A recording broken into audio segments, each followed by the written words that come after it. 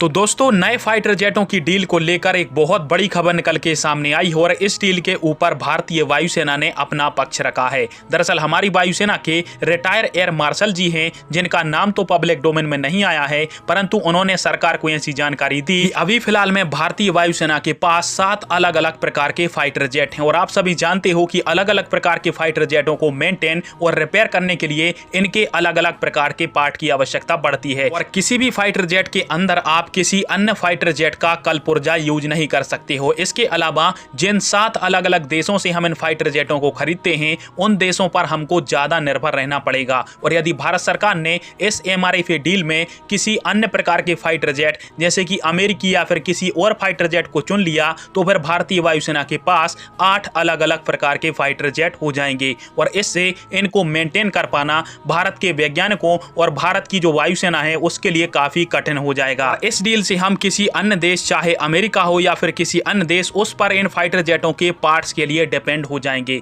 इसलिए भारतीय वायुसेना के इन रिटायर एयर मार्शल जी ने कहा है कि आप नए फाइटर जेटों की डील के अंतर्गत राफेल फाइटर जेट को ही चुन लीजिए, क्योंकि राफेल फाइटर जेट भारतीय वायुसेना पहले से ऑपरेट कर रही है और यदि इसको हम चुनते हैं तो हमारे पायलट पहले से इसको चलाना जानते हैं, जिससे अन्य फाइटर जेटों की तुलना में राफेल जल्दी ऑपरेशनल हो जाएगा। इसके अलावा जब इसकी तकनीक हमको मिल जाएगी तो भारत के वैज्ञानिक अपने यहां पर भी राफेल फाइटर जेट की मेंटेनिंग, रिपेयर और ओवरहाल की फैसिलिटी में आसानी से काम कर पाएंगे और इसके लिए हमको किसी अन्य देश पर निर्भर रहने की आवश्यकता नहीं पड़ेगी, क्योंकि पूरी तकनीक के साथ फ्रांस हमको MRO फैसिलिटी भी देने को तैयार है, जिसको भारत के वैज्ञानिक भी ऑपरेट कर सकते हैं। और 57 राफेल फाइटर जेटों की डील के अंतर्गत तकनीकी हस्तांतरण के साथ यह जो डील है वो 1,20,000 करोड़ रुपए के आसपास हमको पड़ेगी। और इससे फायदा हमको यह होगा कि 4 सालों के अंदर ही भारतीय वायुसेना नए 57 राफेल फाइटर जेटों को अपने अंदर शामिल करके ऑपरेशनल कर सकती है।